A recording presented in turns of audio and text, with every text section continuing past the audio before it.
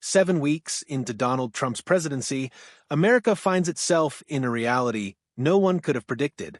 Allies turn their backs, the stock market spirals, and everyday Americans watch their wallets shrink by the day. We're friends with Russia now. We're dumping the Department of Education. We're forcing ourselves on Canada. But how did we get here so quickly?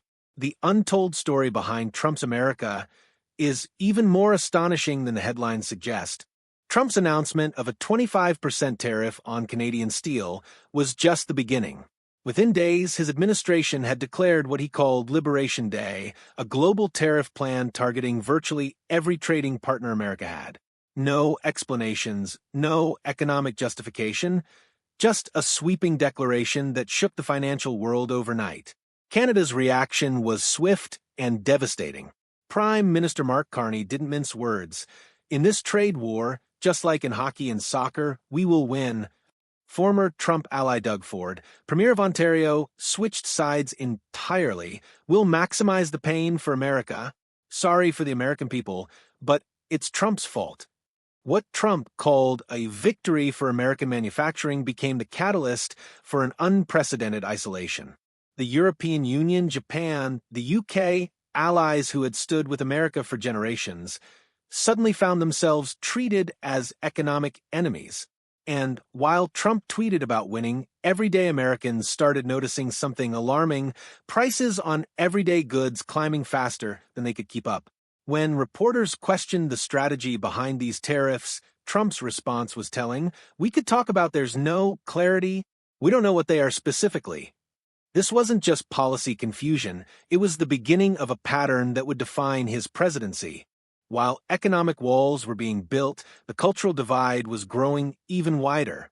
During her Golden Globe acceptance speech, Meryl Streep addressed the nation about a moment that broke her heart: Trump's mocking of a disabled reporter. "It wasn't in a movie," she said. "It kind of broke my heart when I saw it." Trump's reaction was immediate and personal. Meryl Streep, one of the most overrated actresses in Hollywood, doesn't know me but attacked last night at the Golden Globes. The battle lines between Hollywood and the White House had been drawn. Robert De Niro took an even more direct approach.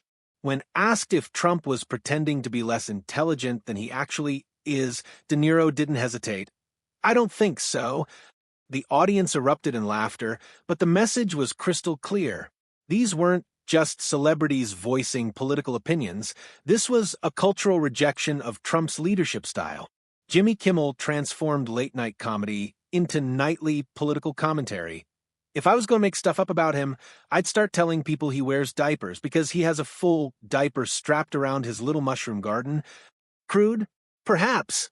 But it reflected a new reality where the presidency itself had become the punchline rather than the subject of respect. While previous presidents carefully crafted their messages through official channels, Trump revolutionized presidential communication, and not necessarily for the better. His 2 a.m. Twitter storms became legendary, with over 10 posts in a single hour during one particularly chaotic night. "If the EU and Canada team up, I'll slap them with killer tariffs," he posted at 2:17 a.m., sending international markets into a panic before most Americans had even woken up. These weren't strategic policy announcements. They were emotional reactions, typed out like someone who'd just experienced a personal betrayal. Even when confronted about these outbursts, Trump doubled down. "Don't talk to me that way. You're just a lightweight. Don't talk to me that way. I'm the President of the United States." The patterns became predictable. Criticism led to rage, questions led to deflection, and facts were treated as optional. Perhaps most telling was his response to simple questions about NCAA brackets. "Did you fill out a March Madness bracket?" When Trump admitted he hadn't, Kimmel joked, "Maybe backdated, right?" Even something as innocuous as sports became another opportunity for Trump to demonstrate his unique relationship with facts and reality. Nothing captured the stark contrast in presidential styles quite like the relationship between the Obamas and the Trumps. When Melania Trump delivered her convention speech, sharp-eyed viewers immediately recognized the words. "We were raised with so many of the same values, like you work hard for what you want in life, that your word is your bond." The problem? They were Michelle Obama's exact words from 2008. The White House's explanation only deepened the embarrassment. Rather than acknowledge the mistake, they insisted there was no plagiarism despite side-by-side video comparisons going viral across the country.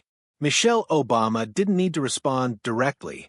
Her composed, intellectual presence spoke volumes when she later said his limited, narrow view of the world made him feel threatened by the existence of two hardworking, highly educated, successful people who happen to be black.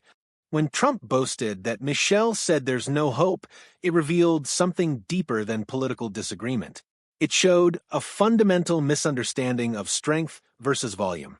While Michelle built on truth, Trump built on division. And when he revealed the Obamas weren't invited back for their official portrait unveiling, breaking a long-standing tradition, it only confirmed what many already suspected. This presidency was guided more by personal grievances than by respect for the office itself. Despite promises that tariffs would revitalize American manufacturing, Wall Street saw a different reality. The stock market plunged as investors recognized that trade wars have no winners, only varying degrees of loss. Major companies like Nike and Adidas watched their stock values plummet as supply chains built over decades suddenly faced unprecedented disruption. A Bloomberg analyst put it plainly, Americans don't care who yells the loudest. They care who makes life a little easier. And life was becoming anything but easy. Consumer confidence hit a 15-year low. Everyday purchases suddenly carried a 10% premium. Retirement accounts shrank as markets adjusted to the new economic reality. The vice president attempted to justify the chaos. We've had an economy that rewards people who ship American jobs overseas and raises taxes on American workers. And we're flipping that on its head. But rhetoric couldn't mask the reality. Foreign factories weren't closing to reopen in America. They were simply selling elsewhere while Americans paid the price. Bill Maher captured the sentiment perfectly. Let's spin the big tariff wheel. Round and around she goes. Where she stops, nobody knows. And every day Trump puts these amazingly large tariffs on other countries. And when the countries respond with their tariffs, he acts shocked at their disrespect. How dare you do to me what I just did to you? Trump's promise of America First was rapidly transforming into America alone. Major U.S. companies, Tesla, Apple, GM, began quietly shifting production to Canada and Europe, not to exploit cheap labor, but to avoid the unpredictability of American policy. What Trump celebrated as toughness, the international community saw as unreliability.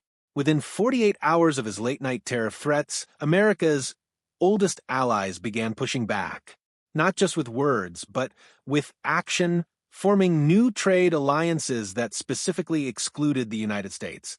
An EU trade advisor observed, Trump used to host the party. Now he's locked outside the living room. This wasn't just about economics, it was about trust. When the leader of the free world operates on impulse rather than strategy, partners start looking elsewhere for stability. As one political analyst noted, you can't lead the world if the world no longer wants to follow. And everywhere you looked, the world was moving on without America at the table. New agreements were being signed. New partnerships were forming. And America was being left behind. The transformation of America from global leader to isolated power happened with breathtaking speed. In just 7 weeks, relationships built over generations were damaged, perhaps irreparably. What Trump proudly called winning, historians may one day call the beginning of American decline. While late-night comedians found endless material in Trump's unpredictable behavior, the consequences were anything but funny for ordinary Americans. Higher prices, shrinking investments, lost opportunities, and a growing sense that America's word no longer carried the weight it once did. As Robert De Niro warned, comparing Trump to previous leaders who were initially dismissed as fools and clowns, history is filled with clowns who were underestimated only to later become a nightmare. The question remains, is America witnessing a temporary disruption in global leadership or the permanent shifting of power to more stable partners? The answer may be more shocking than anyone could have predicted. But one thing is certain, the America that emerges from this period will be fundamentally different from the one that entered it. And whether you call that winning depends entirely on what you think America should be.